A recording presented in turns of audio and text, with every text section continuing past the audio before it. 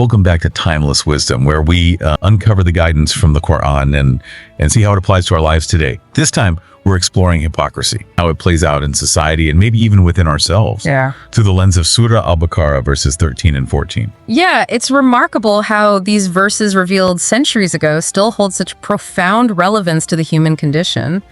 We'll be focusing specifically on the concept of the poor in Islam during the Prophet Muhammad's time in Mecca. Okay. All right, let's jump right in. Verse 13 says, "And when they are told, believe as the people believe, they say, you are asking us to believe like those fools. In fact, it is they who are fools, but they do not realize it." This verse unveils a harsh reality of the time. Yeah. In Mecca, a society deeply stratified by wealth and status, those less fortunate were often dismissed as simple-minded or foolish, even in matters of faith. It's almost like their belief was judged based on their socioeconomic standing, rather than the sincerity of their hearts. That makes you think about how we perceive others today, doesn't it? Do we ever find ourselves making snap judgments based on outward appearances or social status? It's a question worth pondering.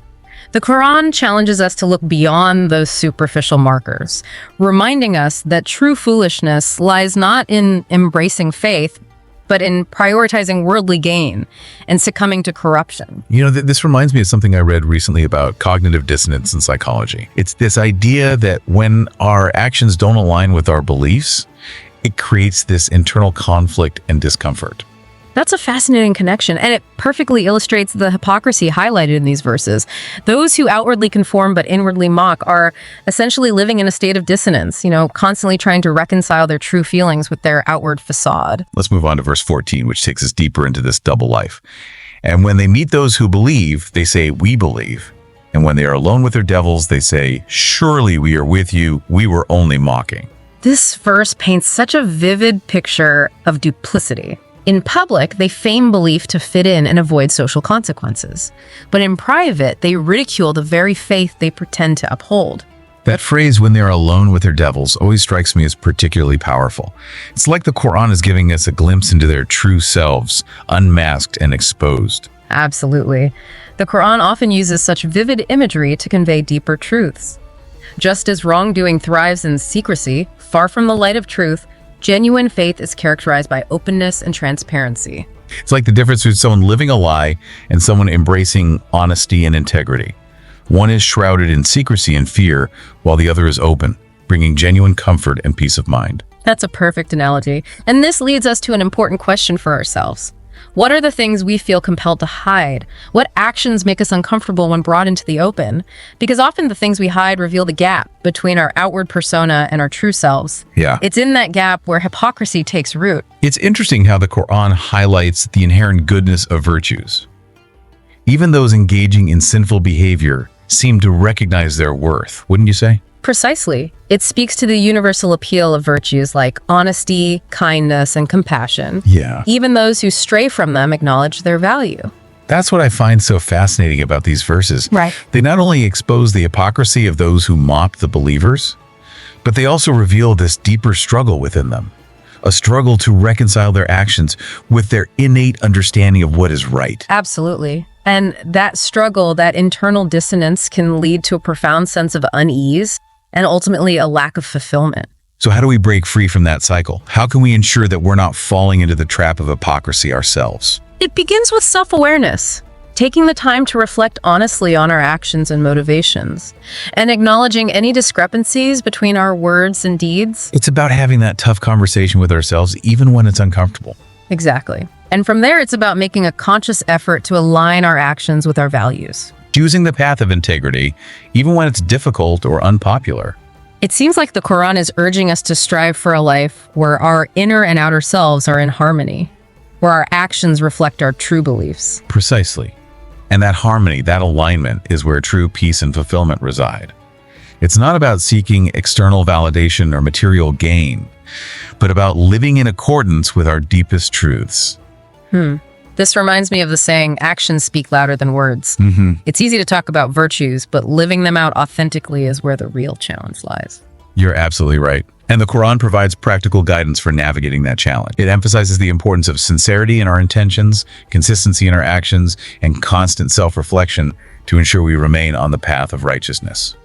These verses offer a timeless reminder that true faith isn't just about outward appearances. It's about aligning our actions with our belief even when no one is watching. Indeed.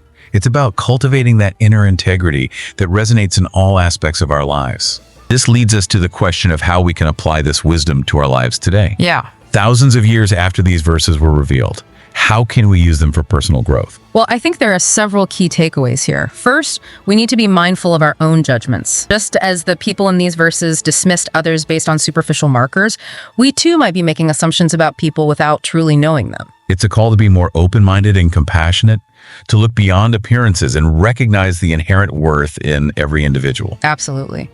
And secondly, we need to examine our own actions and motivations. Are we living authentically? Are we aligning our words with our deeds?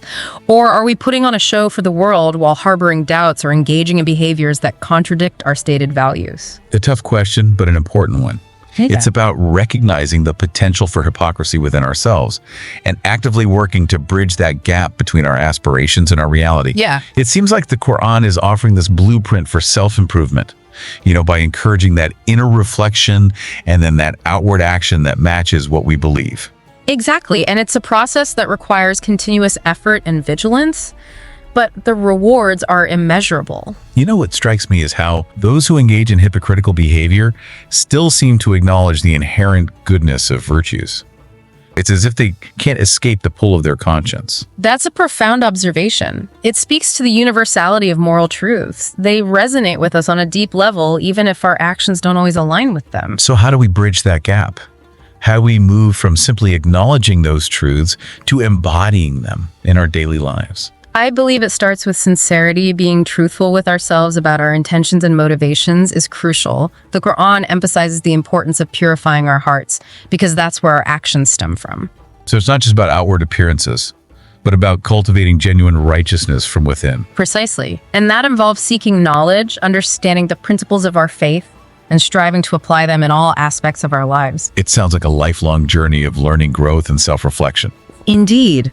It's a journey that requires patience, perseverance, and a constant turning back to our Creator for guidance and support. This has been such an insightful discussion.